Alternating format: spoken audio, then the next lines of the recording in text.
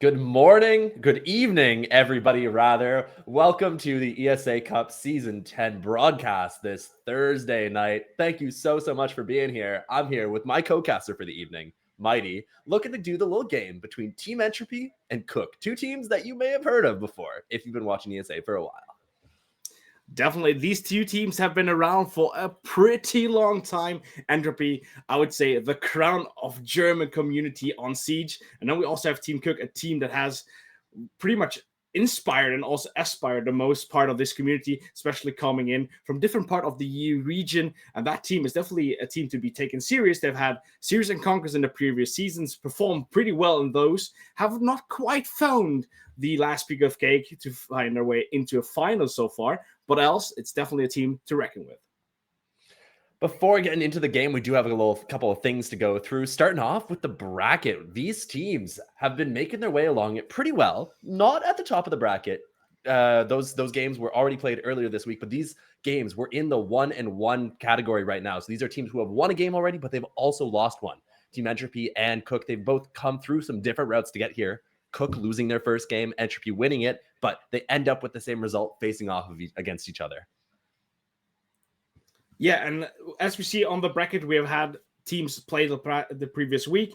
Entropy had to, unfortunately, take a lose against LDL. Meanwhile, QuQ managed to pick up a win against Sach Gaming. So QuQ on a winning streak, Entropy currently on a losing streak. But else, these teams have met before. These teams have met 3 times before.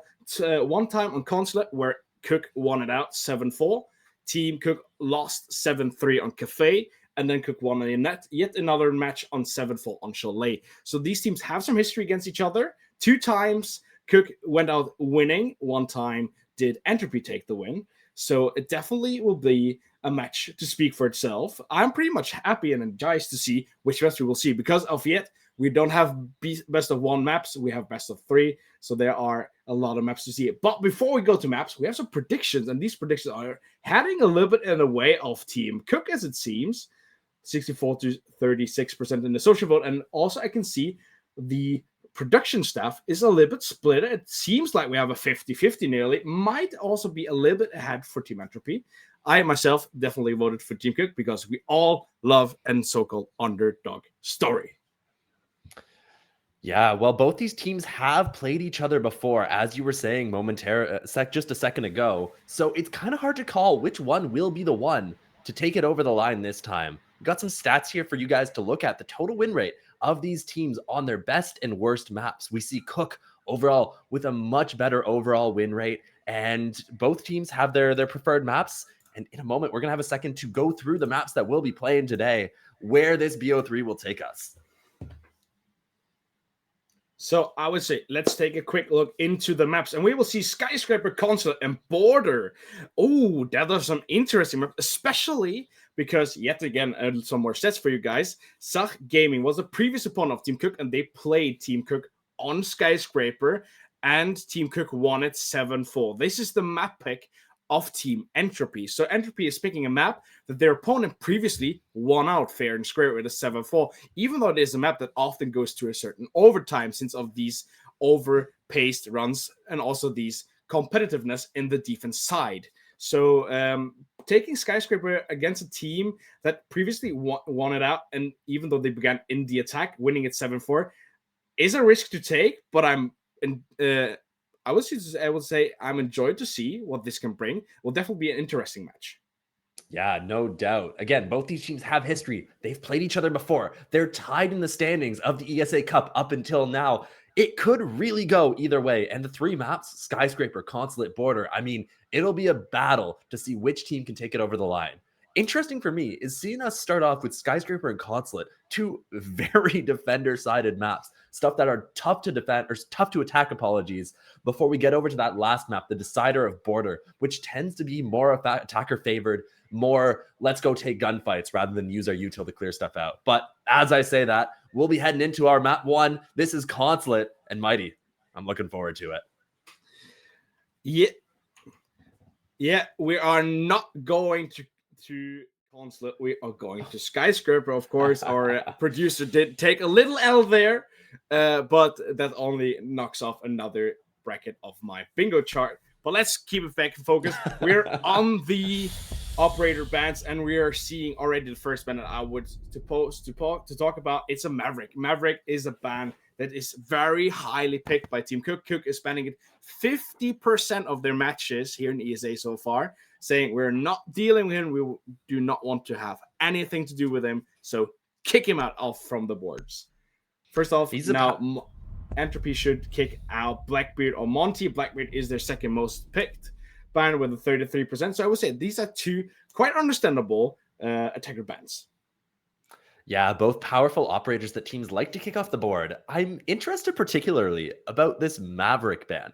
The Maverick obviously used to be able to open up walls that are reinforced and protected by batteries. Notably, we do see, though Entropy were not the ones that banned the Mav, they also opt to keep up all electrical wall denial, which means the Maverick ban could be especially powerful inside of this map and make it even harder for the attack to get inside the building.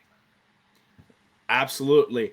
But these bans also include within the stats that we have. Mira, for example, is also the most banned operator from Team Entropy Gaming so far in this ESA. And so also there, yet to get maybe the coaching and analyst staff of Team Entropy says, this is an operator that breaks our strats and also our play style so often that we're banning it out. So we're definitely keeping up the stats. And when we're talking about it, as well as also Team QuQ bans their most banned operator in the defense for season 10 of the ESA Cup, the Valkyrie. Valkyrie, also another operator that can bring a lot of intel on the map where Skyscraper, where you have a lot of tight corners, but a lot of square room floorage made of wood. Speaks for itself. Vertical C4s will definitely have their impact if you so have a Valkyrie on board and you're not watching your step. The other thing the Valkyrie brings along is just having info on different parts of the map, enabling the defense to get aggressive at particular times when it makes sense, get in the face of the attacker, kind of attack the attack in a way.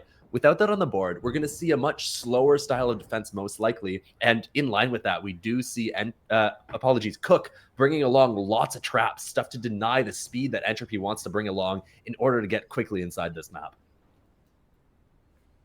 Definitely. It's all about like breaking down the pace, breaking down the amount of roomage that a team can gain quite early and frequently from the beginning of the round. Since we've I said it, and I will say it again, Skyscraper isn't that big of a map. There's not a lot of roomage that you just can give away for free. You have to fight for every single inch and nook, and we're seeing it already. The fights for each single roomage and every single square nook part of this map is already beginning with the fights outside, with the first Spompy coming in. Metakai takes a Rixie. Yeah, Kai not afraid to get into it, just immediately sending it through that doorway, hitting a headshot onto Rixie, taking him down. Not the most crucial operator in this lineup. You don't lose a hard breacher, but you lose someone nonetheless. And those EMPs that Rixie had brought along could prove useful, getting rid of mute jammers later on. Fights continuing to come here. Manny looking to continue to engage. Takes a bit of chip damage in a gunfight with the gridlock, but continues to aggress forward onto the window. We do hear a phone call come up, so Manny's position likely given away, forced to give up, back away just a little bit, but not too much so far. Takes a bit more damage and an engagement from down below with the Ash, but Snitsy will be there for support, picking up one onto Rise as the fights continue to come through. Entropy have made their way inside the building, but they've dropped bodies doing it. The rest of this round is going to be really tough for them to continue to push through. Yeah, and dropping both Rixie and Raze are definitely not things that they plan to do with this take, especially the Dokkaebi. Losing Dokkaebi so early on means you didn't have the time to use her utility, her gadget, and the gadget on this map is so impactful because you can force your opponents out of so many good positions, passive positions, where they just can wait for the moment to lure you out and then swing her and kill you out this round. Manny injured a second ago, super taken down, but the fights are all landing in the favor of QuQ, the defense, winning every single gunfight it seems up until now. Tom's going to engage with a player over towards Top Dragon and will manage to get the down onto Schnitzipoo. Still alive, still fighting, looking to maybe engage over towards Terrace, but for now, he's just baiting, he's just hoping, and with the case down, it feels all but hopeless. Looking around, trying to catch an angle onto one of these players. We'll talk about some track stingers. Unable to find a player as of yet, but Lower Dragon will be the spot that answers the call. Manny, an excellent round out of him. The Goyo, the Vector, doing all sorts of damage inside that round. Okay, let's break round number 1 down. Even though I don't want to break it down too harshly, since it is the first round, we always talk about like these get to know phase that's happening in the first 2 or 3 rounds, where a team just figures out, okay, how are our opponents trying to approach us, and what is their game that they want to bring to the table tonight. So the game that QuQ brought here in the first round was a very aggressive one. Maybe trying to catch them off guard in the names of Entropy. Well, just we have to name it as it did. It worked. Kai with the first opening frag already outside of the building, and also from the entry set by Entropy. Also, we lose the yet another operator in the name of Rise in Lokaby, and that's just a pretty well start for QuQ. Spread apart from each other, watching the entryways, watching the angles where they possibly could be arranged from and engaged from, and then having the eyes open to get these kills done on the board when they firstly seem to matter. It really felt like QuQ kind of just had a lockout going from start to finish throughout that round. I mean, look at what happened. It starts with a spawn peek, and even when Entropy managed to get inside, they're just dropping bodies. They're not really making any progress without trading bodies for space. So they need to be a bit better about being more efficient with how they take for me. Otherwise, it's going to be a really rough first half for them on the attack. Definitely, I couldn't agree more. But we still have to keep in mind, Skyscraper is a very good map for the defense side, and everything splits and everything decides itself from the attacking half. So the team that automatically wins the most rounds in the attack is so often called the winner of this map. So for the first round, was a little bit too quickly done, a little bit too much that they wanted with it. Couldn't go the distance. But I'm sure for the fact that Entropy, since they're known for it, they're known that they can go the distance if it is needed, and they know that this will be needed in case of this map. We see some Flores drones coming in, clearing out a bit of utility. Monty taking a bit of chip damage from that Goyo canister that was placed over towards that black door, but he's still got plenty of health, with to work. Flores drones continue to come through, just getting rid of different pieces of utility. The Azami Kibas, the bulletproof cams, looking to just remove some of the setup that QuQ have brought along as they march forward behind that shield. But so far, no fights coming through, as the defense opts to simply back away rather than engage.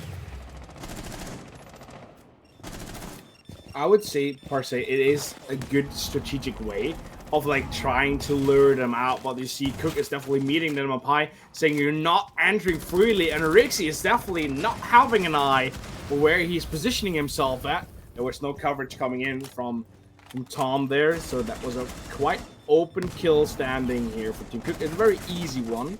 But as you mentioned, it also seems like Entropy is struggling a little bit with their, not only their entry, but then also with their approach. The approach is not really coming in. QuQ is just passively waiting for the kills, and as soon as they show themselves the name of Entropy, they're there to watch them close them out. It seems like they're aware of Manikai's position as they send a few shots in towards that lower drum. We do see Vasi trying to apply some pressure over towards Terrace, cutting Manny off, making it impossible for him to leave. But for now, he's still alive, but as I say that, taken down. Rise managing to clip a headshot, but Afladung has also continued to push forward. We're seeing a pinch going on, but look at this. Schnitzy getting aggressive. A gap potentially spotted as he looks to try and work his way up towards Dragon. We'll see Luxray try and swing as well, coming for the assist, but Monty's walking forward with the pistol out. Tom will hit the headshot, and Afladung with another. Suddenly it's a 4v1 from an advantage situation to this. Just Jake left alive, trying to use that SMG, seeing if he can pick up some fights, but it'll be Rise to take him down. Just overwhelmed as the mutant. Not enough bullets in that mag to be able to fight everyone. And that's the thing that I mentioned earlier on Entropy. Entropy knows for a fact they need to go the distance on maps like Skyscraper, not only from the count of rounds, it's all my other friends are always saying, are you, each and every time when you say they have to go the distance, do you mean they have to go the full distance of 15 rounds in a map?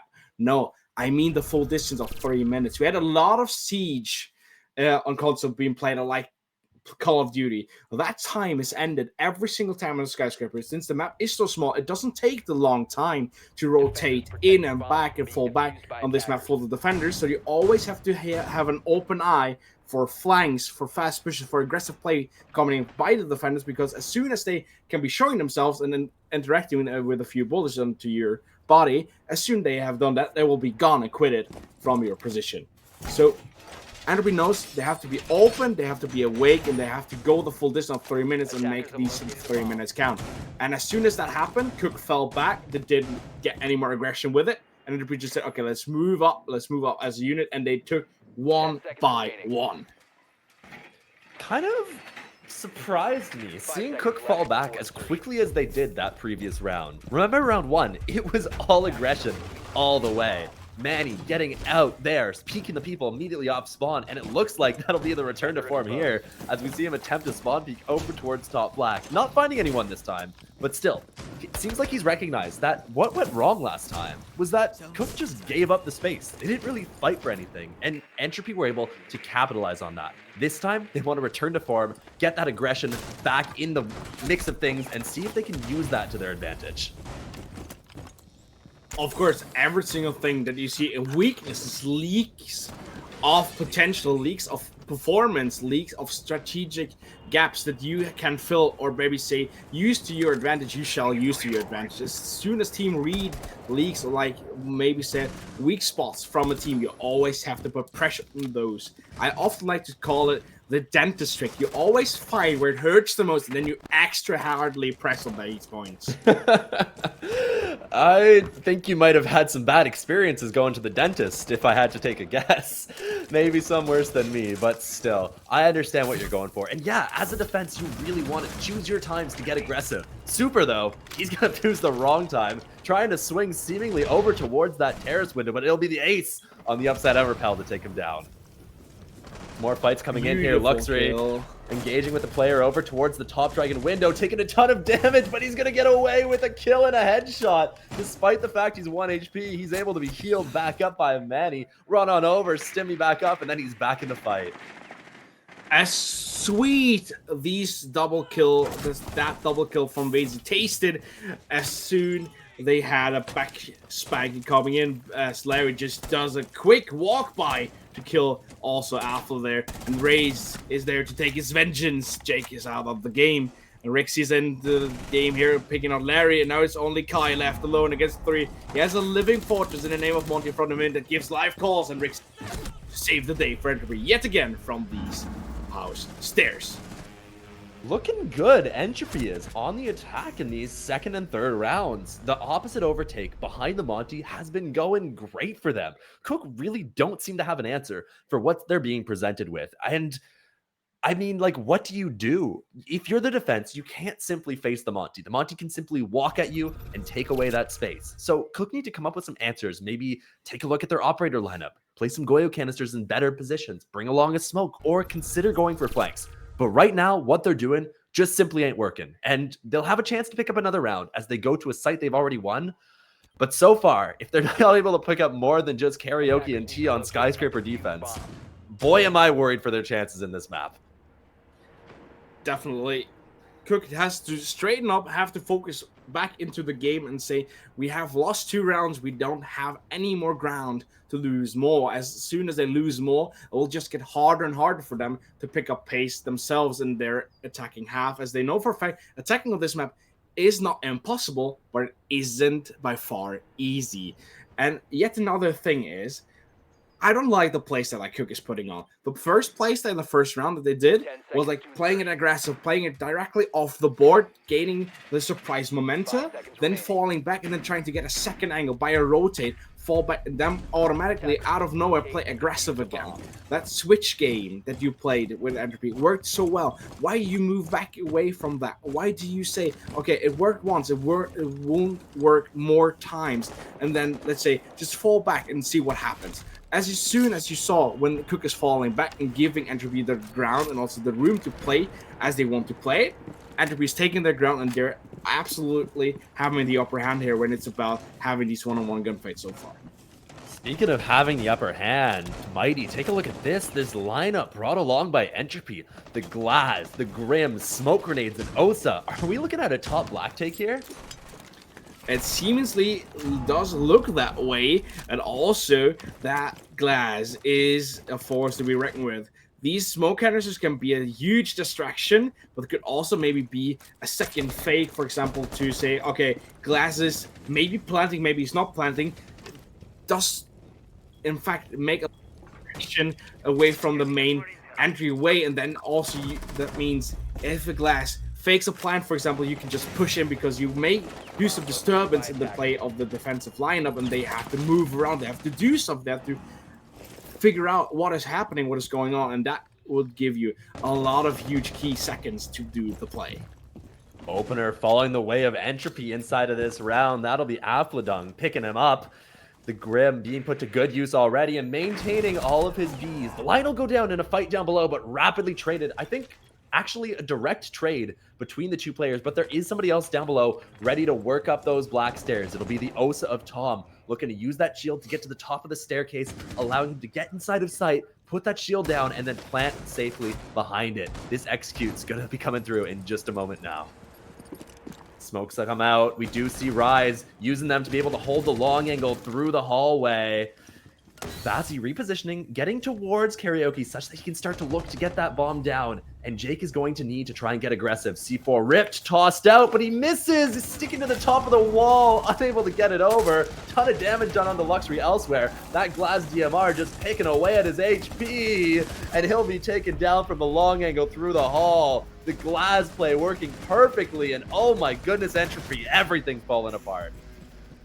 And I have to say, QuQ had some major struggles. That QuQ also was able, in the name of Jake, to roam through with his operator through Geisha, even though Alpha was outside Geisha window, is more than lucky. That Momenta where he moved through with throwing that C4, or intending to throw that C4, could already been annihilated, could already been taken off the board. But also, what I mentioned, you do some certain build-up, leading it into a distraction, saying, okay, they're already here, they're already in front of our doorstep, we have to do something, we have to rotate back, we have to get a second angle of some sort, or maybe say, okay, they're not attacking from Geisha enough, they're not putting pressure over from Karaoke window, so we can re-rotate and reposition ourselves. As soon as that happens, also Entropy falls away from their position, gains a second entry from a whole nother angle, and also have the clear down below in kitchen, or saying, okay, we have pulled up one C4, there's no more force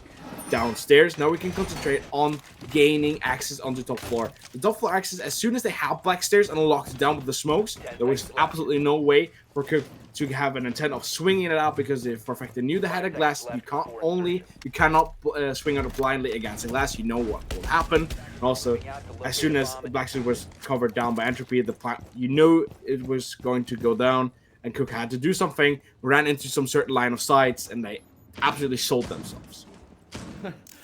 Yeah, I mean, it's coming down to just Entropy having a better game plan, it feels like, than QuQ. We will see them bring along a little bit of a switch here. That's Supper playing the Clash. So some adaptations on side, but so far the adaptations out of QuQ have not been on par with those of Entropy. Bringing along different takes, running the Monty to take away space, different tools like that. And really, the way they've been employing those tools has been excellent so far. I couldn't agree more. I couldn't agree more.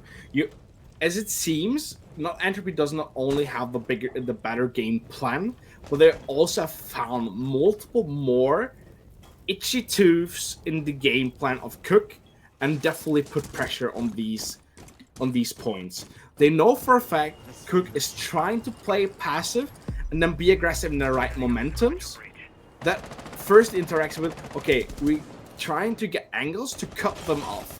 We know for a fact there will be roamers, there won't be a 5-man onset play by QuQ, since the map is that small as it is. So we are trying to get the pre-location of someone and then cutting off the back rotation from these players, so we then have to force them to do an interaction like we have here. We have cut off Manakai away from the other guys, only had Larry back up with him, and we have the forced interaction with Tom on the OSA. With now we will fall back and we're trying to do some loose bullet shots through that single wall into Dragon. That's what I'm speaking about. You're trying to lure out operators in the name of the defense, and then trying to force them to do a commitment into a gunfight. Having seemingly spotted the Clash, we do see Entropy rotate around to the other side of the map, take some fights over there, and it was looking like round one for a second. Manikai managing to pick up a kill for himself, shutting down the initial entry, but since then it will be traded back.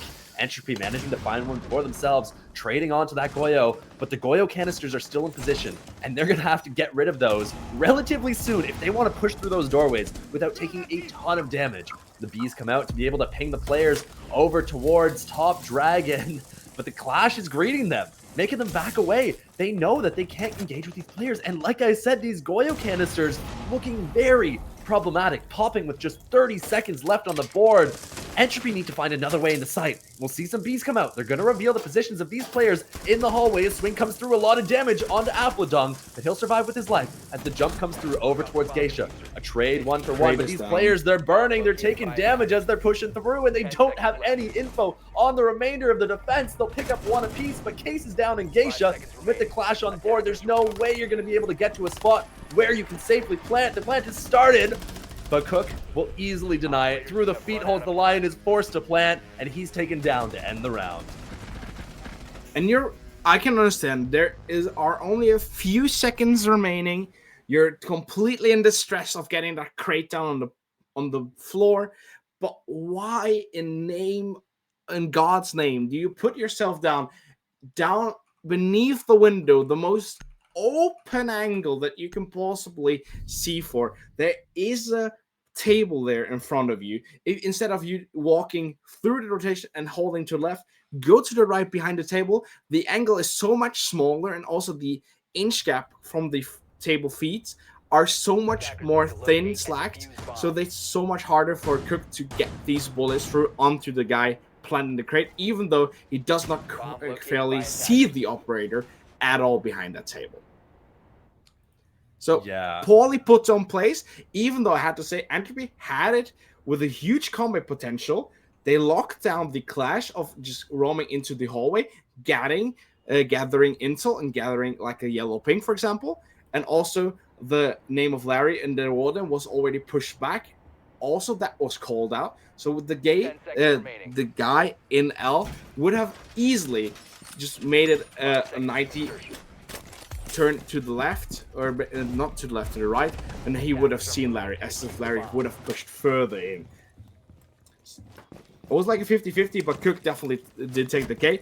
Not only because they saw the planting guy in the end, but the way they played, the aggression that they brought back into their own playstyle, definitely had a key impact for them winning that one. Yeah, I mean, it really comes down to just how much time there was left on the board for Entropy as they approached that site. They had to rotate 2 separate times. I mean, they started towards top black. They realized with the Clash, it just wasn't going to work. Rotating over to the other side, and then with the Goyo canisters and with so little time on the board, they're forced to rotate back towards black a second time towards that end of that round. It's just not doable if you're Entropy. And you know, I was talking about the adaptations not being there. Last round, QuQ absolutely coming up with some answers. And this round, the answers continue. Brian somehow baited into TKing his teammate, Tom going down because of the Twitch as F2. And things not looking great for Entropy at the start of this round. Per se, we might say that QuQ didn't find the solution, but Entropy delivered it for them in that case. But let's roll it back to the game. Kai with the next kill for QuQ, it makes it a 5-against-2 scenario, and that's like the force that I mentioned.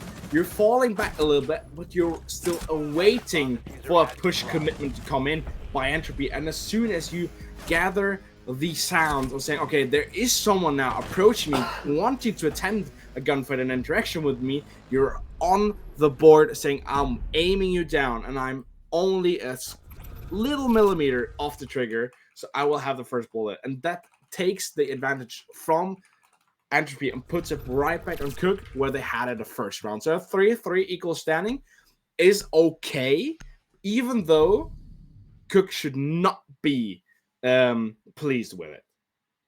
I mean, let's see how things go for QuQ in their attacking half. Maybe, we don't know, they might have some sort of demon attacking play.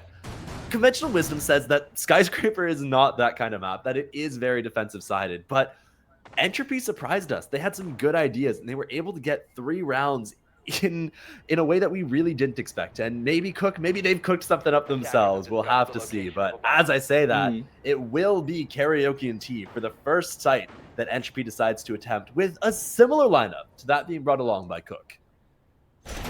Yep. I have to roll it back a little bit. Yeah, I agree with you of some sort. QuQ can always now run it back and get it back on their behalfs if they show some good ideas like Entropy did in their attack. Even though we have to say, and we have to keep the way stats run for this map, since they are not running for one season, for one major, for one SI, but they have been here for a very long time. Most of the teams should always look to a 5-1 standing after their defense half. A 4-2 is still yet again another good first half. But 3-3 is beyond not allowed when you're beginning in defense. It's just the way it is. You might win it out still, this map, since the opponent team might not be as good as you on this map, but still, when you're beginning on defense on this map, you're always having to say we at least have to get 4 rounds on the board. QuQ starting their attack with an opposite over clear and relatively slow at getting inside the map. We do see some Flores drones being used from the roof to get rid of some of that util, so it will speed up their mid round just a little bit, especially off the back of that Monty, who can take away space without having to worry about being taken down by one of the guns, one of these defenders ratting over towards top house. That'll be Tom. He's spotted on a drone and by the Monty and decides to give up the space, opting to keep his life on the board rather than fight and stay. And space now forfeited. QuQ having rapidly managed to get inside the Monty, now working over towards Dragon, but no fights coming through at the start of this round. No fights coming through isn't per se a bad thing. It is just meaning that Entropy has definitely played a lot more laid back, waiting than QuQ did. QuQ in their first round, as we mentioned multiple times now, played a very aggressive, met them very early on. In fact, they already met them directly out of spawn. But here, Entropy is a little bit more laid back, just awaits them to do a commitment, awaits them to do some sort of entry play further into Drum and Shrine now, and trying to block them off from that perspective. But now that we have multiple angles, and that is the scary part for QuQ now, you never know which guy is aiming for which head hole, foot hole. These long angles are so insane for this map, and that's another GOAT plan by Entropy. That's a masterpiece of a plan, having these long angles put up and ready everywhere. So many angles, so hard to clear. We will see Jake and Supper taken down. Your Monty off the board, but traded back. Schnitzy's worked his way in towards Geisha, taking away some space, but will he be ready for the Frosty? Yes! Taking her out with the pre-fire. Suddenly things drop into a 2v2, but seemingly all QuQ need to do is walk at the defense. Rise, last alive position, just spotted. Jiggling around with the SMG, trying to take a fight, and he has yellow ping on the positions of these remaining players. Tosses out a smoke, but it's not hitting the ace. The case going down. Manny with the pistol, and he'll manage to take down Rise. The cover there. Excellent play towards the end of that round, and QuQ just making it work, walking him down and winning the fights. QuQ definitely having an answer for the end there. It did look very good for Entropy as they managed to block off and take away a lot of time from the clock. But then these crucial, unnecessary roamaways, getting a second position, maybe also trying to withdraw one position, then gaining a second angle, or maybe doing a second flank, for example, definitely cut them off, as we saw them gaining access in the name of Schnitzebu, gain access into Geisha, had then way the foot lines both into the mid staircase down to restaurant, and also having the foot line into Drum, making Drum and also the staircase unplayable. But that was kept out of the side of Entropy, and Entropy tried to roam away, roam down, and as soon as that happened, Schnitzy was there to save yet another round for QuQ and making some more kills for his name. I'm just surprised that he was able to pull off the hop in Geisha without being punished. I believe he won the fight against the Geisha player, just straight up walking in, taking that fight, like engaging with the player behind the black boxes. And that's such a hero play out of Schnitzy, especially as he manages to continue to march forward and just disconnect heads from bodies. Excellent play by him. Absolutely the hero inside of that round. But I still don't really like the attack I saw out of QuQ. They pull it off, don't get me wrong, but it felt so dominant for Entropy for that entire round. And I think if we play that round 10 times, 9 of those times, it's Entropy who's bringing that over the line. Okay, let's put that to the test, because we're on the same spot. The lineup is fairly the same for Entropy, and also the first position, the shields, these first interaction positions are yet the same for this take as well. Rixie is up very friendly and very early upright with the Monty, but Larry is there to open it up with a kill against Tom on the ace. Yeah, great work by the attack, managing to engage early, taking down the bandit as he tries to escape. I was going to comment on the setup that we see over towards office here. Those triple walls reinforced is not something that I'm particularly used to, but it's working in the favor of Entropy. They managed to equalize, keeping these numbers close. Well, that kill from Alpha there was cheesy. That was two guys doing pixel peeks, doing quick peeks, yet again against each other, but only one will stand up tall, and this time it was Alpha taking that home. Do you see the EMPs coming out with this Monty being used to disable the mute jammers on the doorway and on that shield? Trying to use it to get rid of that shield top drum, but with the mute in the corner and the Frost up above, he's able to call out when those Flores drones are coming in, and then Frost is swinging out and shooting them. So far, they've managed to do a ton of work getting rid of those, and it looks like this shield will persist upper drum. Fight's coming through. Larry continuing to engage, traded back by Rise. Over towards Top Dragon is where these engagements are coming through, but Larry just continuing his dominance, walking forward, clipping people with their backs turned. Traded back by Rise once again. He's been so good on this smoke at finding those timings, at finding those refrags, and the numbers are even, but there's only one gun on the attack. You do have the Monty to be able to take away a bit of space, but it's still so hard to get into sight, isolate these fights, and break up the crossfire. We'll see a fight come through. Schnitzy, a ton of damage taken, but he will manage to take out the player, and in the 1v1, Affledom backing away, hits the fadeaway, manages to pick up the last little bit of HP on the Flores as he swung. Very good save by Afla. Still, I have to say, the position and also some sort of build-up presented by Entropy is good, yes. The way they play it out and also how it is going, I have to disagree a little bit. It's the second time that Vazy does like I am king of the hill position. I will not withdraw from my position. Then out of nowhere, he's not getting pressurized in my sight, what I'm seeing.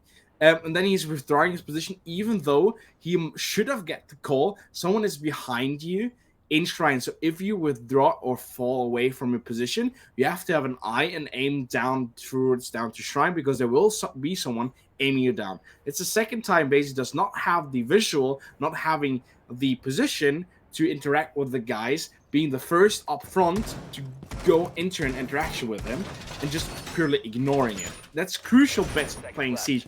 You should listen to the calls of your teammate. These calls should have been gone through multiple times, since there were two guys killed from the Shrine position. So these should be known, and Vazy is not in a position to say, I can just ignore it. That's crucial play, and Entropy has to switch it off, even though they got an answer for it. But like these small things, these small leakages, if they keep on continuing, it can definitely be some leakages that will cost you yet again another or maybe 2 rounds. Vazy was the drum player, is that correct? Like the Yeah. Yeah. No, that's too bad. Yeah, it looked like he just wasn't aware of the fact that Top Shrine had been taken away. Maybe a little bit of brain lag or something, or comms got a little heated as everything was popping off. But really, I think it comes down to some excellent work out of the ace, recognizing that, yo, there's still players fighting drum. I can swing this, hold this angle, and capitalize and take a player down. Attackers have located a bomb. But per se, let me ask you a question. What is the key fact that's keeping Entropy in these rounds? Why these rounds are so close as they are? What is the key thing for you that why it is the close that it is? I think you're right. I think it just does feel like they're overstaying a little bit. Like they're fighting a bit too much ahead of their util. I mean, that last round's a great example. The utility wasn't even cleared towards Top Shrine. Like, they don't need to be swinging, but they're still dropping bodies as the fights come through. Speaking of fights coming through, we will see some Flores drones, though, inside this round coming in, taking out a little bit of utility as there's an engagement over from that Top Shrine window towards the players playing around Dragon. No kills found yet. Things slow down for a moment. As the Ash Charge goes off down below, we will see this top house breach open. Dangerous now for the players in Shrine. If they don't get back, they're going to get cut off. Ooh, that's definitely a big risk, but Alpha now with the opening kill here against Larry. But the thing that I wanted to mention, the thing that I asked you, what is the key thing, why these rounds are so close, why these rounds are so exciting to watch. It's not only because, yes, Entropy is a very util and gadget-heavy team, and always have been that way, but the thing is, Entropy right off this map are now always when QuQ does a kill or finds an answer to gain an advantage, Entropy is there to save their own skin of saying, we will refrag, we will be there up and meeting you, not with one singular play. Every time we'll be there with multiple, gaining these refrags. Now it's the thing with Schnitzy. Schnitzy gets a kill, Alpha swings out, gets the refrag. Super now in the better position alongside Jake of cutting it down, cutting it short, gaining these kills for their count and making it work for QuQ. But as I mentioned, every single time QuQ seems to get a kill, Entropy is yet in a close position with another player to not only interact with a second gunfight, but then also making it count for themselves very often. Yeah, some excellent work out of QuQ in that round. I mean, just all working together, kind of swarming these players, and the execute comes through in a perfect 3-2-1. And the bodies really drop on the side of Entropy. The last player alive, the Shrine player, the Clash, who should have been your first line of engagement. That's where everyone's starting. The fight should be starting towards top Shrine. But that's not what we see. Because QuQ repositioned and working towards terrace, working up house, surrounding the site, just taking away the fights and hitting the back line before hitting the front line. Entropy caught completely off guard, kind of stunned, and not even sure how to react. It isn't always that easy to find the way of locking down a playstyle, or maybe say locking down rounds, gaining time of the clock, and maybe stealing away time from the clock of the attackers on certain maps is not that hard. It's very easy if you do it, if you make it easy for yourself. But locking it down finally, that's the key bit for every team to achieve, especially on smaller, compact maps, as of Skyscraper. Skyscraper doesn't always need you to have 3 minutes to do a full execute. You can have an entry, lose 2 minutes, and then in the last minute, when you have had an interaction 2, or you maybe find an interaction 2, you can then finally push back on the side and pressure onto the side of the defenders in less than 30 seconds. That's the big impact of this map. Yes, you should always have, in thought, we have 3 minutes to do a final build-up, and we have to be near side when we have passed or surpassed 2 minutes. But you haven't lost rounds as soon as you say, we've only entered them, but we have only 45 seconds yet again to do these final take for the side. You can always do many things possible on this map with only a few seconds remaining. Yeah, and so far, QuQ unafraid to go for those last-minute rotations, repositioning, hitting the site in the last second, and just kind of leaving their opponents guessing as to where they'll be coming from. We will see this time another cross take being attempted as they've already worked in towards drum and engagement. Onto the Ash, through the head holes, through the boost angle being held by Rixie. A lot of damage done, but nobody taken down just yet as the house wall will be open. Another fight though, Manny not being afraid to continue to engage despite his low HP, and an EMP onto the Clash to disable the shield as the push comes through towards top Dragon. Okay, let's see. It's the same approach, it's the same attack coming in by QuQ once again. They are trying to put in a lot of pressure, definitely going for these keyboard barriers of the Azami. But does it work? Does it be that key factor? As it seamlessly is stalling a little bit. They had a push coming in, but Raze was there to also break down the pace of Jake. That also means there's not been made these line of sights or these open walls so far, but Schnitzy is there to push in, and now we have the next take coming in through terrace. And it's the thing, you're having a succeedable attack once, you're playing this, you have to play the same spot once again, and then you try to adapt a little bit, change a little bit in your style. But here, it doesn't go the way you want it, as Tom is there to be close with the shotgun, and shotgun on close range against an R4C doesn't tell it by itself. It should always be the shotgun. The position of Entropy now are just a little bit too good, and also the time that is taken away from the clock of QuQ is too much. They have no time to watch themselves drawn out yet another time, and now they have to do something. They have to force something, as Maisie is there with the clash of just saying, you have to do something. I will bully you as much as I possibly can of stealing time, stealing clock. Now we have to watch it, and we have to break away from the planned trial. That also means we lose the round. So yet again, another answer by Entropy after lost round to QuQ. That means 5-5 standing after 10 rounds, and we're definitely having a close and tight siege match that I wanted to have. Yeah, it's been tight the whole way through that round. It seemed for a second like the attack had an advantage, right? The Flores, Schnitzipoo managing to find himself a pick through the open top house breach, but traded back, Entropy finding some kills, and then at the end of the round, the 1v1 with the OSA versus the Clash. I mean, if you're the OSA, you gotta be sitting there thinking like, man, what a terrible situation to be in. This person's just standing here, staring at me, sneering at me through the shield, and there's nothing I can do. I'm 1 HP. Even if I try to close the distance, I'm going down to some zaps, and feel for them. But Entropy, they will manage to pull that one off, despite how close it was between them and QuQ.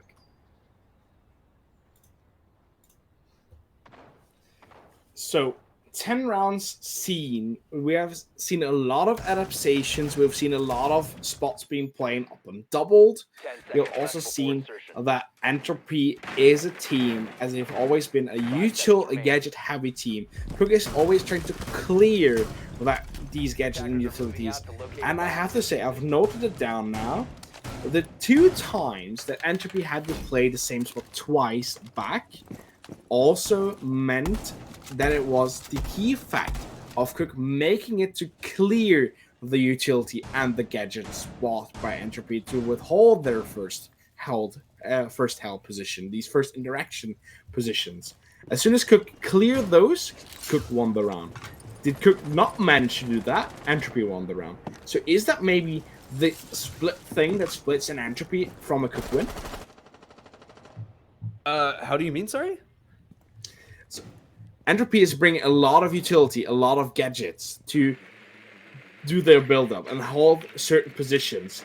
Every single time QuQ is able to clear out, for example, shields, Kiba barriers, they're winning the round. As soon as they don't manage to do so, Entropy is winning it. Is that maybe the key thing for Entropy, how they win or how they lose rounds? I mean, utility absolutely factors into how a round is played, but sometimes it comes down to gunfights as we see a quick engagement towards the start of the round. Manny going down early, but quickly traded back by Larry, being unafraid to take some space, jumping in through that samurai window and managing to take a fight on Rixie. Util usage continues to come through, though, picking away at that defense, as you're saying, making some problems for the defense to force to have to rotate around, but Appletongue there to answer with that Frost. C-150, the 35 bullet gun, just popping away, shooting some shots and managing to take one down. C4 coming out, a little bit of damage onto Supper. He's spotted a couple of players' positions, but he isn't going to be able to do very much in terms of engaging, just playing that Monty, especially now that Rise has rotated over and is able to use those smoke grenades to stall them out. These C4s, though, we're definitely bringing aggression. Like Entropy showed up to the party in round number 11 and chose violence with C4s. Well, these bullets, every single time it's Schnitzy against Rise, and the Rise is not able to put the bullets onto Schnitzy, and Schnitzy is turning around the round for himself. Thomas with the first, Thomas with the second, and makes Entropy go into the lead once more, and that's a big round. Round number 11 automatically means round number 12 is the first round for this entire map going into match point position, match point scenario. And since I'm having the word, you're the play-by-play caster. Normally it's the other way around when I'm casting with Yannick, but do you think we will have overtime, or do you say Entropy is now definitely in the right momentum in the kitchen of saying we will QuQ down? I'm expecting that we'll see some overtime here. I mean, Entropy have the chance to go to not the favored site, right? It's the off site. It's the one that you're not really expected to win, and they're forced to go here. So QuQ now have the best opportunity to try and pull this off, but oh no, do we see Tom lagging out? Possibly. Looking at a rehost here, we might have to wait a second longer before we're able to answer that question, and it looks like we will. Rehost most likely coming through as these players are seemingly all dropping out of the lobby. Entropy going to need to take a second to get themselves back into it. We will be seeing that offsite as the next approach. The first time, I think, that we'll be seeing it so far in this game. Definitely, but I will have to say 6-6, 5-6. We're in round number 12. It could all be over after one singular round, but it could also be just the beginning of yet another 3-rounder going into the so-called Bose Max OT that our dearest producer always wants to have. That's also the reason why he is always sitting in the voice calls when he's not supposed to work in the full production, because he is the hail bringer of OTs. He is the one always manipulating teams of saying, we need these excitements, we need these exciting rounds, we need these close matchups to lead ESA where it's supposed to be, where the stream counts are supposed to be. But until we find out if Bosemax is here to jinx it yet another time, we will have a short break and we will see each other right back after short rehost.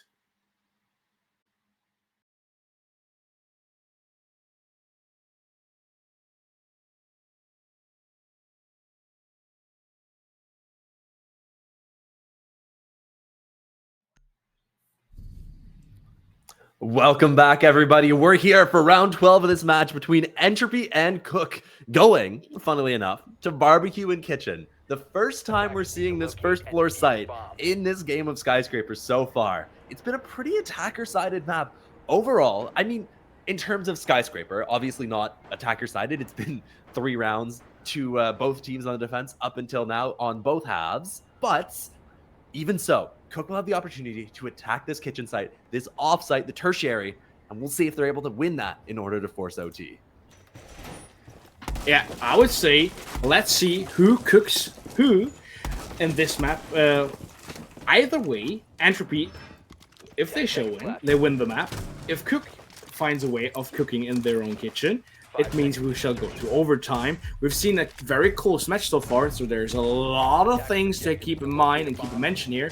Especially, QuQ have to figure out ways to deal and clear out utility. As soon as they have cleared out utility, that's the key factor how they're winning rounds so far against Entropy.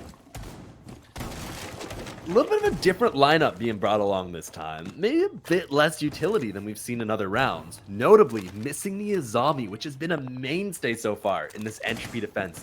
Instead opting to bring along that Pulse. Dangerous little operator. We were talking earlier on about how Valkyrie down below can be something scary to deal with. But maybe a bit of a replacement here. Valkyrie off the board. Let's bring along the Pulse. Yeah, and for a spotlight kitchen where you play it from above, it's definitely a pick where you know for a fact it will have a lot of impact. But the first impact here is not from the poles, it is from Tom on the castle. Early fights going on. Manny taken down and a bad start for QuQ. If they're going to be the ones who want to send this to OT, Entropy with an excellent chance here to put it away without needing those extra rounds. The Monty pushing forward though, so it's definitely not over yet. Already starting to approach this position, but that's C4 down below, played by the Pulse. Rise will be able to pick that up, and he's still got that Pulse scanner, plus another C4 being played by the Striker, but the bodies are dropping. It's just Monty last alive, pistol out, looking for fights, but Tom will be the one to put him away. Okay, so just to steal it quickly, we awaited a lot of things, but not this, because this was by far not only the fastest round that we had in this matchup so far, but it was also the most dominant one. It just like felt that Tom was just like shooting through walls or just shooting wildly around himself and getting 3 kills. Not saying that Tom isn't a kill maker, but there are some limits for yourself, especially in the after rehost where you say you're on match point, but you still want to win the round. Yes, but closing out that fast, okay, it just felt like that someone else had to go to the loop. And I'll note, we didn't see exactly what happened inside of that round, but a little strange to me. Seeing the Monty being the last one alive, the player who's supposed to be the spearhead of your push being the only one who's left, while seemingly all the people are supposed to be following up are dropping like flies behind him. Entropy Gaming managed to take Skyscraper in dominant form, especially in those last couple of rounds. Really good looks for them, managing to pick up map 1. And after a short break, we'll get to see if they're able to win map 2 as well.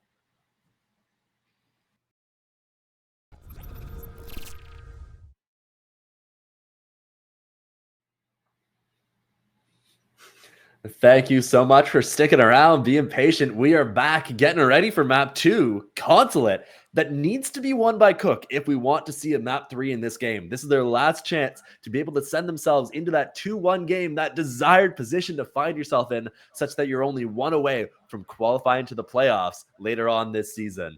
My name is High Bear. I am here with Mighty. Mighty, next map, Consulate. What are we thinking? Okay.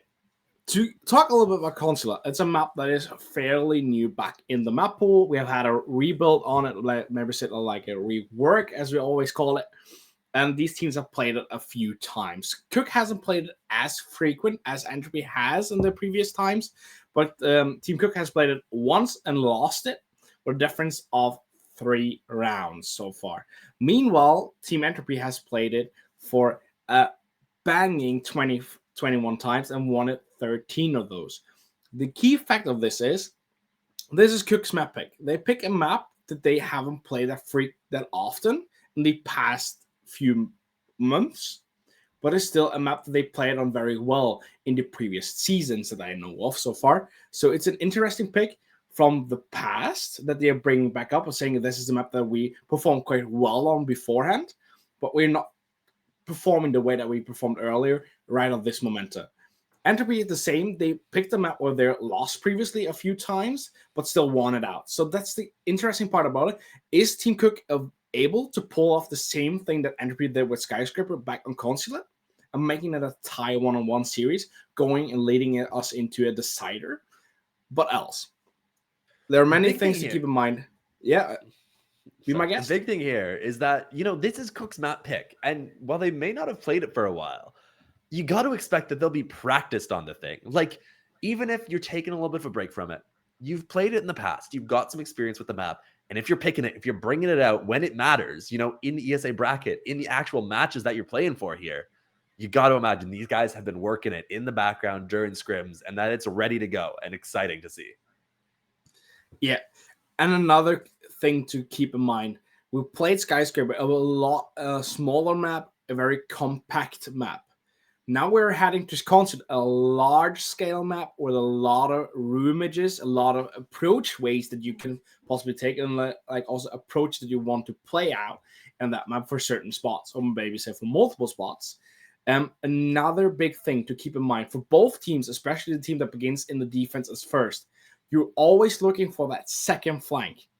There are so many of these spots that are playing from 2 elevations or more, and if you can gain a certain second flank where you can fall back from the top floor, for example, and then roam back in it when you're at least expected by the attackers, that could be a huge key impact for yourself and also lead you to gain the upper hand out of nowhere in certain rounds. So that's the key thing for the attackers to watch out for these second flanks. And Entropy that most likely will have to begin the attack will have that will begin in the defense are searching for their opportunities to go in for these second flanks. Reflanks on reflanks. That's Consulate, baby. Just such a big map, as you say, that it's hard for the attack to be able to lock everything down. And we'll have to see what they're able to do to try and really just keep these defenders in the spots where they want them. QuQ will be on the attack. Obviously, their map pick. Entropy's the one who chooses the side with which they want to start. Picking the defense, the favorite side, obviously, wanting to run up those numbers, give themselves the advantage so that they have a better position to be able to close it out at the end of the game. Consulate is by far, as we mentioned, not Skyscraper. What are the bans that you're looking for? Are we seeing the same 4 bans that we had? Or are there some other operators now joining the table? We'll see the Blackbeard taken off once again. Obviously, Blackbeard in such a powerful spot right now. Pretty much every single game that's played, I expect him to be taken off by one of the 2 teams. And if he's not taken off, let's just be real. We're expecting him to be played. The Mav, though, isn't as common a ban for Consulate. Still good and still possible to be seen taken off, but no, we'll actually see the Dokkaebi opting to get rid of more of a roam clear focused operator rather than wall hard breach focused. Definitely, for sure. I can agree with Blackbeard. As soon as a Blackbeard isn't banned, you know for a fact it will be pure Blackbeard mayhem for another 12 rounds, if they so be it in it. But QuQ playing a little bit classic, keeping their defender bands and also their attacker bands in their stats. These are the bands. Valkyrie with their top band in the defense, Doug could be their third most banned operator in the attack. So fairly understandable what they're doing. They're keeping their own scheme on it. Yeah, and again, Valkyrie is just such a classic ban on so many maps, but Consulate Skyscraper in particular, very good maps for her because they're both maps that have so much destructible floor that vertical C4s become exponentially more powerful. Getting those off the board, we could see the pulse brought along, similar to last map. Entropy showed that they weren't afraid to employ it, especially in that last round where they found a massive value using that C4, but not to be in this first round as they look to be headed for more of a stall-heavy lineup with the Echo and the Goyo. Yeah, and for that, say, Echo on a map like this, where he has a lot of rooms to hide in, for example, or maybe just fall back in when you have earned a lot of time, when you know for a fact the attackers doesn't have the time to drone out every single hiding spot, every single size and nook. You could always slip away, and then if you have your drones back up available still, that's definitely one thing to keep in mind for the attackers. You have to clear these drones or else they could bite you in the ass for a late take. And notably, we do see Larry swapping up the Deimos, seemingly ready to bring along the IQ, but thinking better of it, going back to the Deimos once again. 5 seconds to go. Without her on the board, it could be dangerous, but we will see Super at the end actually decide to bring her along. Those Echo cams likely to be spotted, probably most likely that the attack QuQ spotted that Echo in the prep phase and realized, yo, we need to have that IQ along. Otherwise, these drones, they're going to be real problematic for us as we get into the round. So let's see what the first approach may be. But as it seems, we will have a fast push coming in, and this could have gone horrendously wrong, but Atlas there's a slip away. But as intended, the fast push was there to be done by Schnitzy with a blitz, but it was close to going completely in the wrong direction, wasn't it? Yeah, Schnitzy not being afraid to take fights with that blitz, but it actually be Larry going down. Rise from the yellow stairs window, I believe, taking down that Deimos, one of the most important operators in this lineup. They look to be going for a CEO window / top yellow take. And without having that on side, without having those operators with which to be able to take fights on the people through verts, it is just incredibly difficult to move these players from their power positions. But as I say that, they just managed to take fights with the gun. Snitchy picking up one, Jake with another, and continuing to fight forward is the blitz, but the shotgun Arise is a little too good. Jake following up, but going down, traded. The fights continue to come through. The bodies dropping, Rixie to follow, and it's just Tom versus Super. Supper looking to engage, has managed to get all the way to the top of the stairs here. Position noted, as there was a fight just a moment ago between himself and Tom. He'll swing wide, but Tom will be too good. Crosshair placement on the bed, using that 1x in close range and picking up the kill. My dearest producer, could we get an instant replay from the first aim battle of Tom against Super? That was some intense misaiming. That was definitely a kill served on a silver platter for Tom, but Tom didn't take it in the first. Luckily for him and also Entropy, he took it in the second advance. That means Entropy is going up with a lead of 1-0. But as you mentioned, first of all, the anticipated push coming in by Schnitzy with a blitz didn't go the way they wanted it. And also the kill coming in from the Warden onto that Deimos was already the first neck breaker. Oh, for the first time you bring a Deimos and he's getting done and rid of straight from the board as soon as the round begins. That's something that you definitely did not wait for. Definitely are not pleased to have against your favor. Yeah, and it was almost worse, too. I mean, Schnitzy went down to 1 HP in that first engagement. I believe it was Rise on the Goyo doing a ton of damage. Unafraid to engage. Well, at first, initially, he's down there, he's lower yellow, he's ready to take fights. Then rapidly running away and just realizing, uh-oh, I gotta get out of dodge. And oh my goodness, is this a little bit of a mistake in the setup out of Entropy? They don't have enough reinforcements to close off main breach. Normally, they never do mistakes in their own build-ups.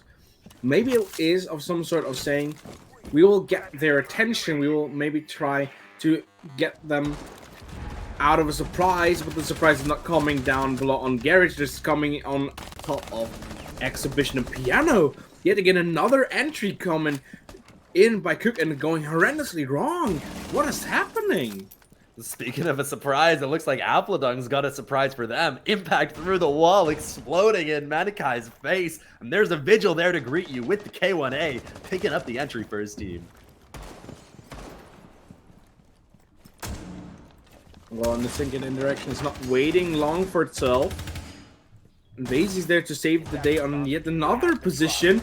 It is these second roams, these second flanks coming in. You know for a fact where they're entering from, and you're putting pressure on them immediately. Well, there's an engagement going on behind the piano here. We will see a trade finally. Supper taken down one, but it's been so much in the favor of Entropy already, and the fight's just continuing to come through. Lots of damage onto the IQ, I believe, from across towards the window top spiral. Surviving for now, but Rise is still here, and he's still looking to cause problems for these remaining attackers. Alert coming forward, slow, sneaky. He'll pick up the kill on IQ, leaving just Jake alive, and the rolls exploding in his face. Rixie popping things off, explosions going off everywhere. The Buck, not even sure where to look, taken down easily. Okay, so we had a basement defense, and 99% of the gunfights happened on the first and second floor. Interesting take by Team QuQ, and a very interesting defense coming in by Team Entropy. I mean, it looks almost like the defenders are the ones who are attacking. I mean, we're seeing it just pop off in the first minute of the round over and over again. I'm loving these defenses out of Entropy in the face of QuQ, not giving them anything, not even giving them a point of entry inside a consulate, just immediately reading where the approach is coming from and engaging with the attack right away.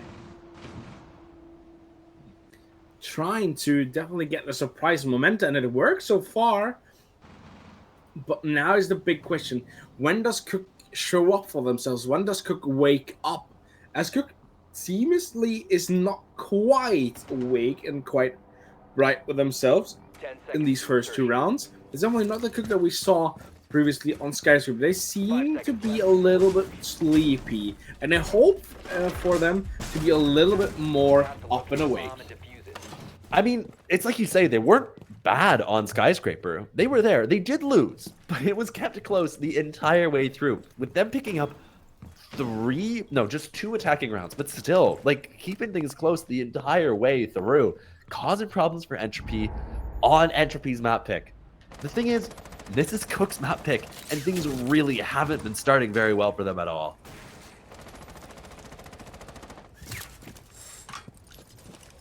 I'm a little bit interested in seeing how it goes, especially if we take a look. Larry and Kai were the two key players for Team QuQ on Skyscraper. Yet now, after 2 rounds, they're still on an 0-2 line score. I don't like it so far.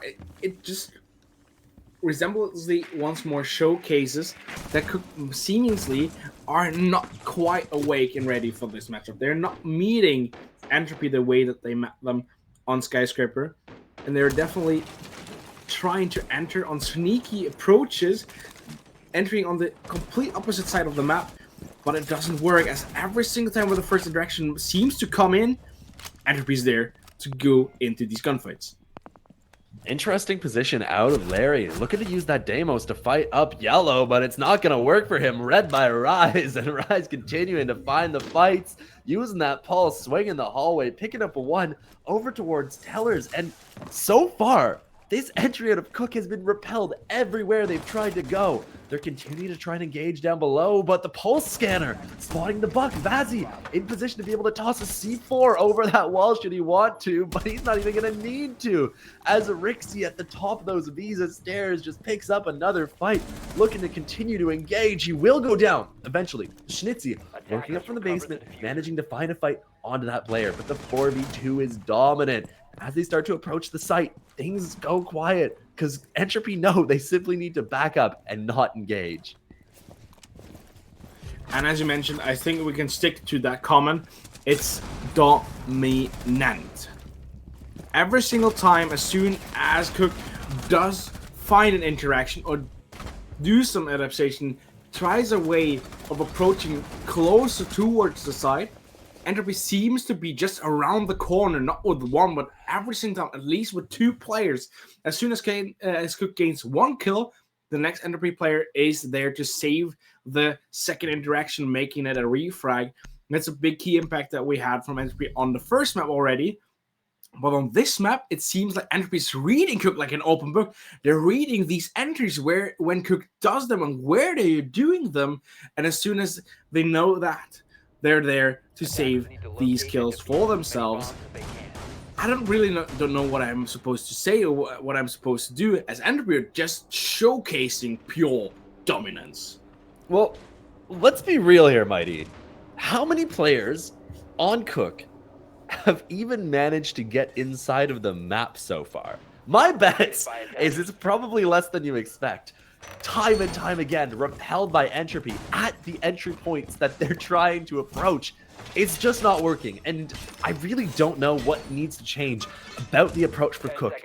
Maybe something else, maybe a rush, maybe speeding things up, or just trying to match aggression with aggression. But right now, the slow, methodical it seems like they're trying to do simply isn't working. Let's make it even worse.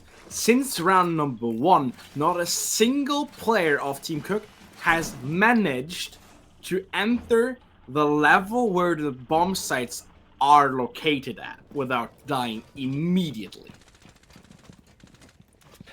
That's not a great stat. We will see an attempt to change that as Blitz, being played by Schnitzy, is working his way up towards top yellow. Still not quite there, but getting rapidly approaching the position where we can finally change that stat. And he will on the second floor. Excellent work out of QuQ, a new record. But I see the first adaptation already. QuQ is now finally bringing back these util clear operators in the names of a Flores, and they're playing a little bit slower, playing it on the second slower entry, but then looking for opportunities to clear out these utilities. But yet again, the kills are not coming in for QuQ, they're coming in for Entropy, but these gunfights are just raining in upon us.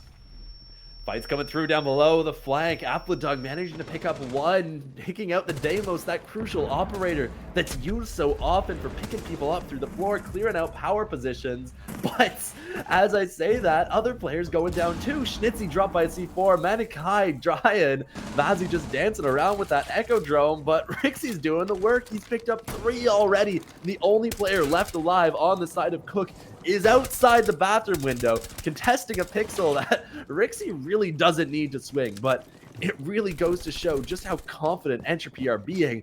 They know they're in such a dominant spot that they don't need to be afraid to take these fights. Give Jake some fights, let him pad his stats. It doesn't matter, we're still gonna win. And that's the scary bits. Entropy is looking dominant. Entropy is seeming to have always have an answer for every given scenario, but might this be the start for Jake to have his first answer? No, it isn't, as we go through a 4-0 scoreline after 4 rounds played, and I'm scared. I don't know what's about with you, Hyber, but I'm scared. As I mentioned, Entropy seems to have a solution to every single given approach and every single given scenario that QuQ's trying to put down on this map. QuQ's map choice, by the way, the one that they're supposed to be practiced on, dominant on even. I think that is the closest round we've seen so far. No, the first time Upstairs was played, coming down to a 1v1. Closer still, but Entropy dominant. And realistically, that 1v1 at the end of that round kind of came down to some mispositioning out of Entropy. dropping bodies when they didn't necessarily need to. And Tom, I believe it was, who had the excellent cleanup, managed to lock it down. Things just continuing not to work for QuQ. Their entries repelled over and over again. And I don't know. It's not looking good, Mighty. 4-0 down, and they need to start picking up some rounds. Otherwise, this one's going to be over quick. Definitely. If they are not picking up rounds, they will just have a hard on themselves to gain some rounds back and maybe have a second chance to go back in it, and also then maybe gain themselves a chance of putting it to overtime. But that definitely would ask a lot of Team QuQ to do. As Entropy, we have said it multiple times, are just looking not one look, but at least 2 or 3 notches above QuQ from the play. This round, opting to go for a little bit of an opposite side over, bringing along the Monty, possibly looking to try and use that Monty to take over towards servers and work their way in from there. QuQ canisters on the wall are going to slow this approach, seemingly Entropy reading exactly what's going to happen before even the players know they're making that call. Jake forced to wait, unable to even drone through because of the Mozzie pests that are there blocking the entry. A couple players spotted over towards Tellers here, but it's just everything feels like it's stalling out. Already a minute into this round, and we are still yet to see a single player on QuQ set their foot inside the building. QuQ is definitely having their respects now against Entropy. And I wouldn't never say they are scared against Entropy, but they're definitely having their respect as Entropy has gained that round of respect in the previous rounds.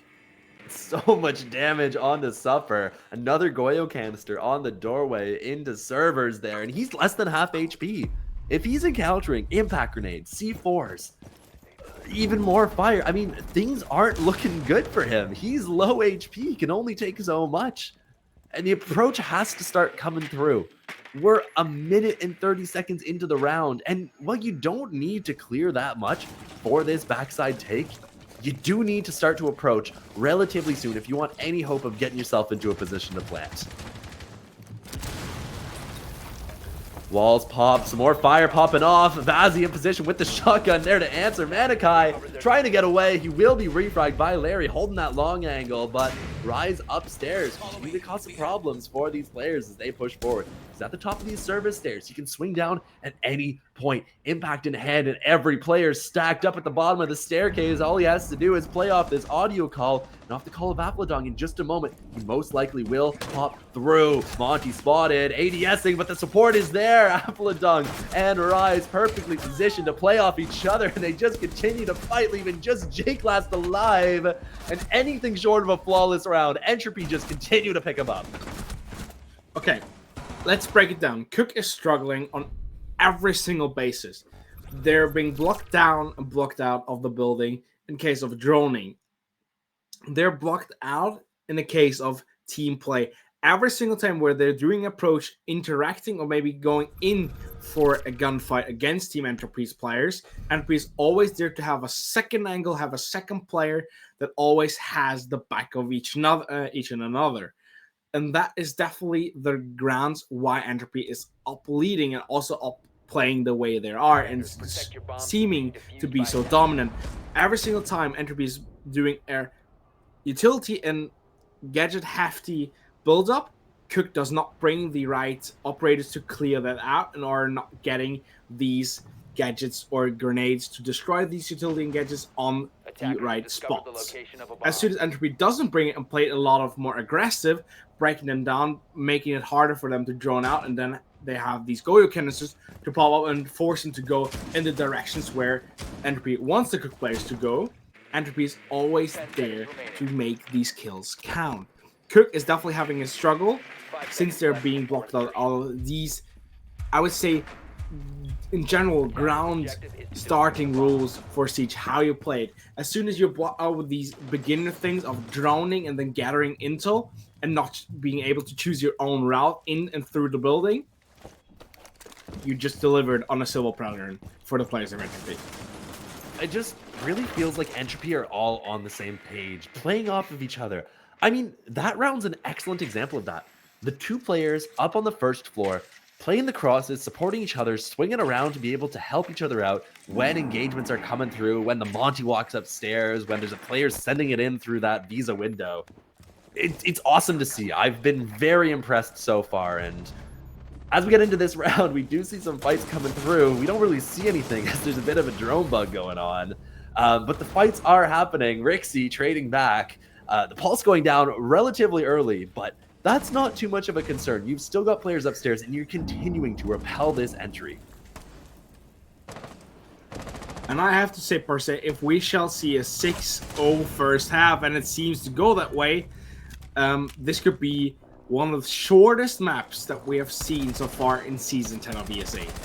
They just can't even get inside. More fights coming in towards these windows. Rixie just continuing to press. He can teleport out whenever he wants. But the thing is, he doesn't want to. Doesn't see the need. We do see an answer back. Lumi using that DMR. Larry trying to run forward. Pulls the pistol out. But Tom is there to pick him up. Leaving just super down below. We'll get one for his trouble. But he's put down to 1 HP. One more bullet will be enough to finish him off. Continues to push forward. Moving quickly here. Because he still has info on these remaining 2 players' positions. They were both fighting his teammates upstairs. He knows that they're up on that top floor, and he has a momentary gap to be able to walk into sight. One player will approach the hatch, not dropping down below. Yes, dropping down below over towards that piano position, and it looks like Super doesn't have a clue. Tom ready to swing, pop it ahead, managing to pick up the ace, and it will be 6-0 on the half. One round from sending QuQ down into their elimination match next week.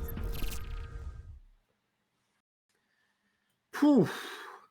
I'm a little bit speechless.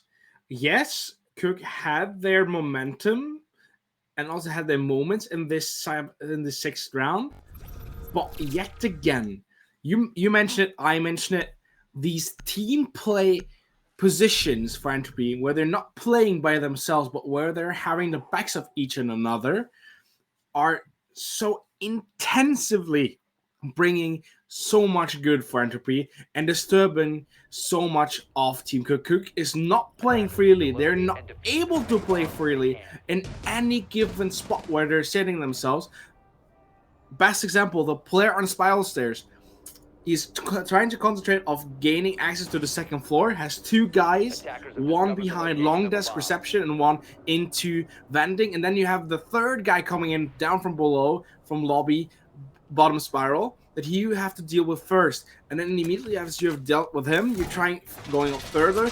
And then you have the next double team against you. These positions, these triangle positionings by Team Entropy of just not only...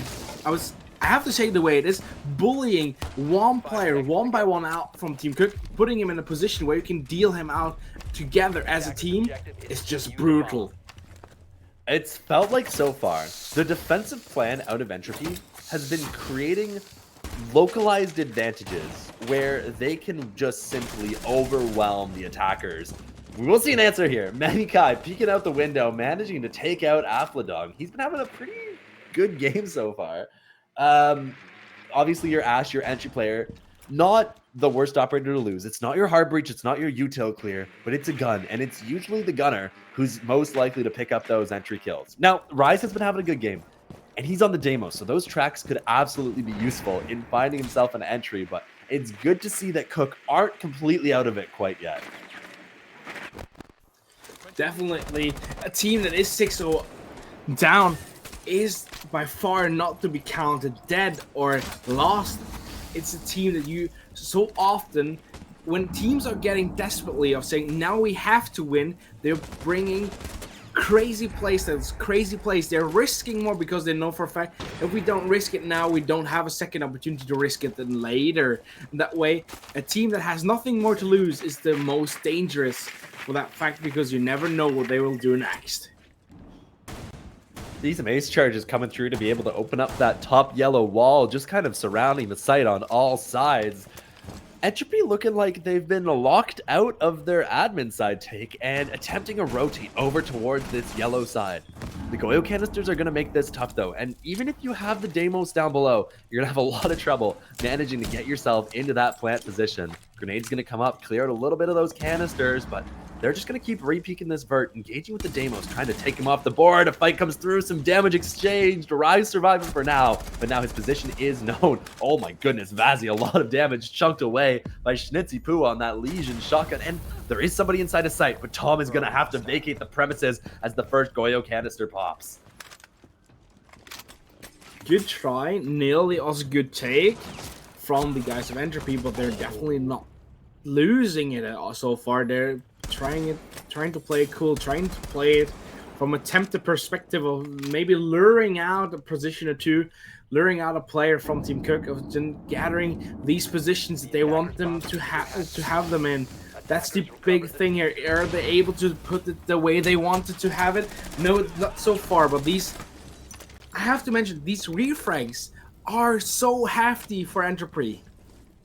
Fights coming through, some excellent play out of them as they start to engage with these attackers. They do get it down to a 2v2. The Legion shotgun, that player playing with the close shotgun is taken down, and we do see Flores managing to get himself into a plant position, but the cover has to be there. Jake managing to take down Rise, but the case is stuck. All Rixie needs to do is survive, but Jake is there, the answer, managing to pick up both. Excellent work, repositioning out of the Azami, giving them no time to breathe, no time to play their post, and QuQ will manage to get at least one round inside of this map of Consulate.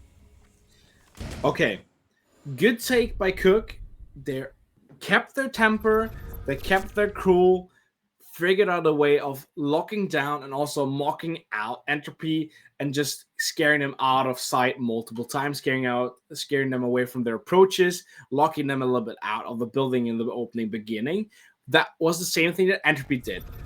But I have to mention it the way to keep it cool and calm down. QuQ won this round fair and square out with one thing happening. That the Deimos was not able to put down the bullets on the pre-aim that he had on the dock, and then also didn't hit his bullets on the Azami. If he would have taken down one or maybe both, what absolutely wasn't his opportunities, since he knew for a fact where they were going and where they're coming from, this round could have gone directly in the pocket of Entropy, closing it down with a 7-0. So this round is good and deserved for Team QuQ since they've worked for it, but there's no grounds for them to say, okay, we had this fair and square. It was a lot to do with luckiness. It absolutely came down to the wire. Just a couple of missed shots is the difference inside of that one there.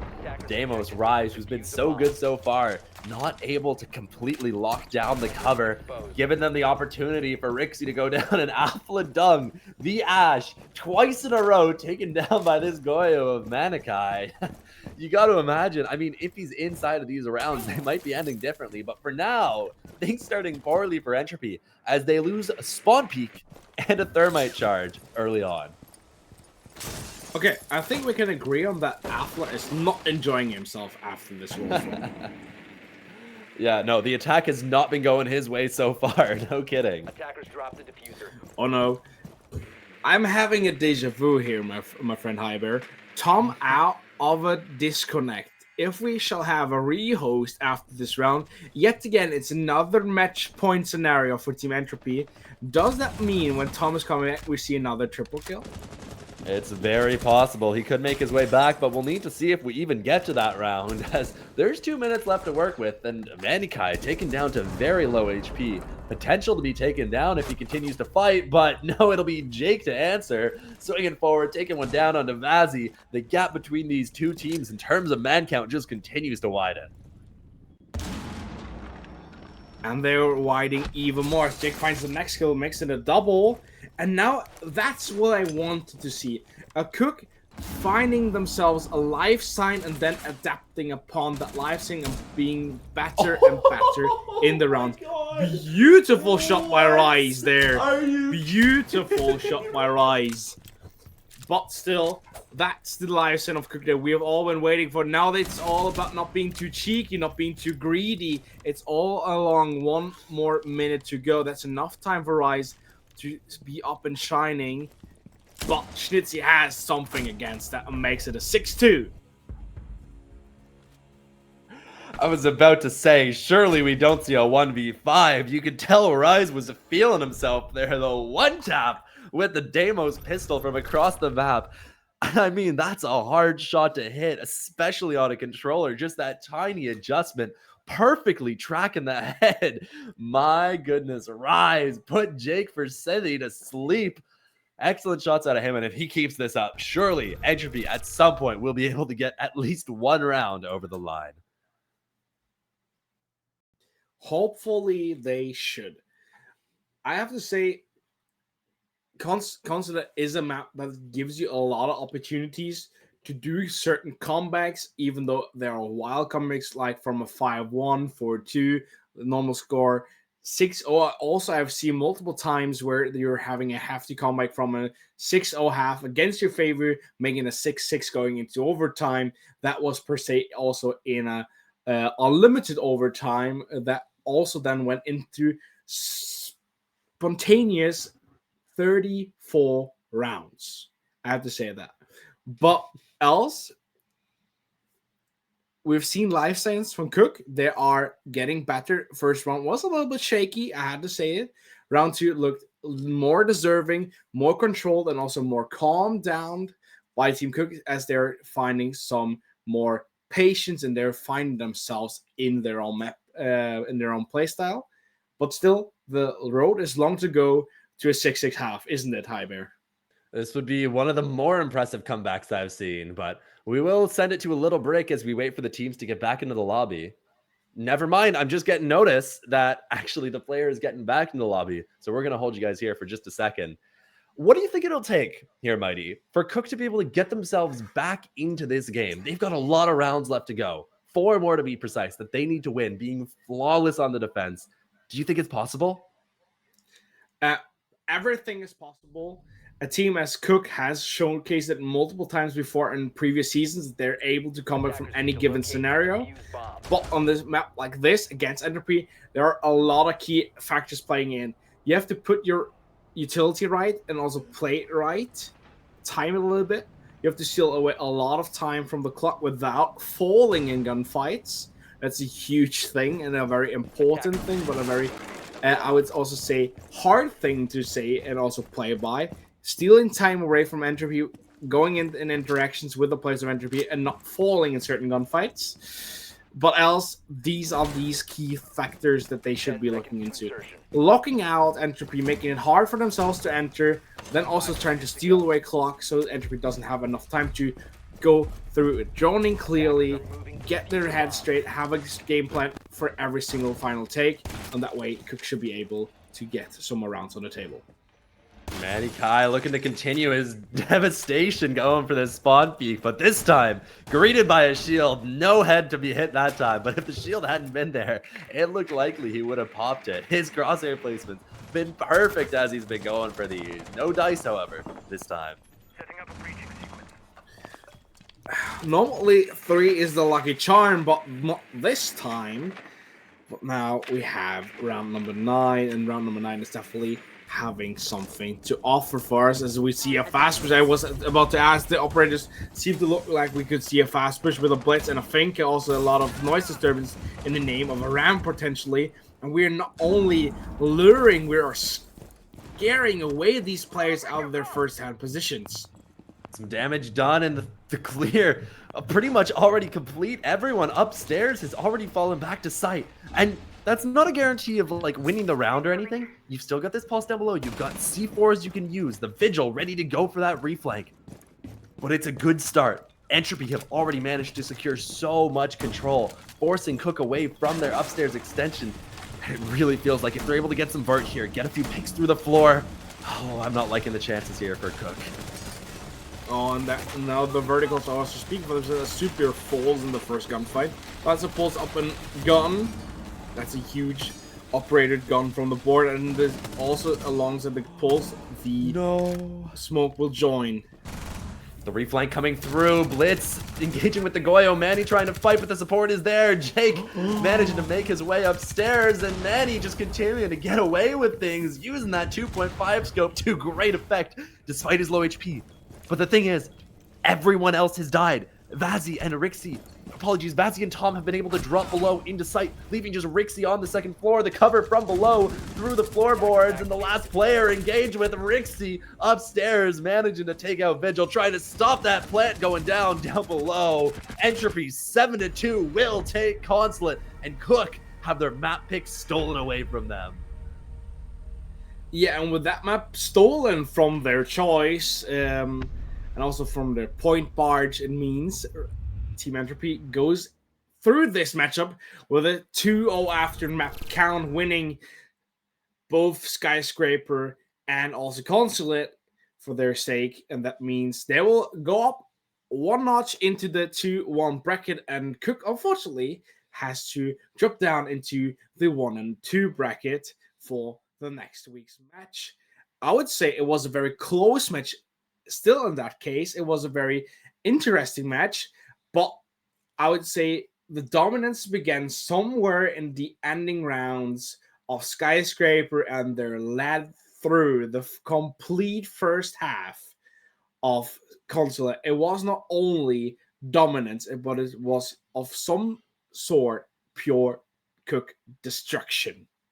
Oh, perfection out of Entropy throughout that second map. They looked unbeatable in so many rounds. And we'll take a look at the bracket just to see how everything's kind of panning out as we go forward into the next couple of games, because they're not out yet.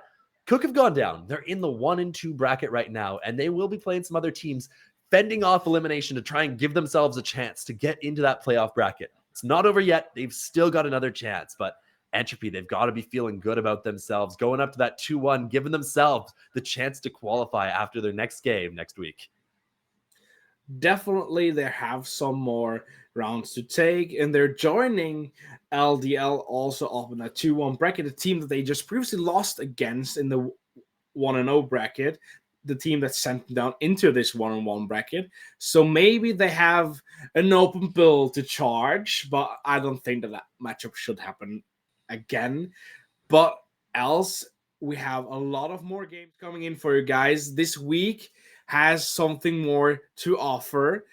Better said, we have it to call Nexus 77 against All Aspire on the 31st of March on the same time scheduled as we began today. That's the next matchup coming in. And I have to say that match as well is definitely screaming to be an interesting one, because for the fact of for the guys out there that doesn't know, Nexus 77 and All Aspire used to be joined under the same organization and also have played against each other multiple times in the previous 2 months. So these are two teams that definitely know their players, they know their opponents quite well, and they know how their opponents are ticking, not only strat-wise, but also player-wise, to the mentality and beyond. Cannot wait to see it. It'll be a good match coming through. But for tonight, that's all we got for you guys, folks. Thank you so much for tuning in, joining us. I've been High Bear. Over here was Mighty with all the stats and extra information to give you guys. Thanks again for tuning in, and our production team behind us, ESA Season 10. And yeah, we'll see you guys next week.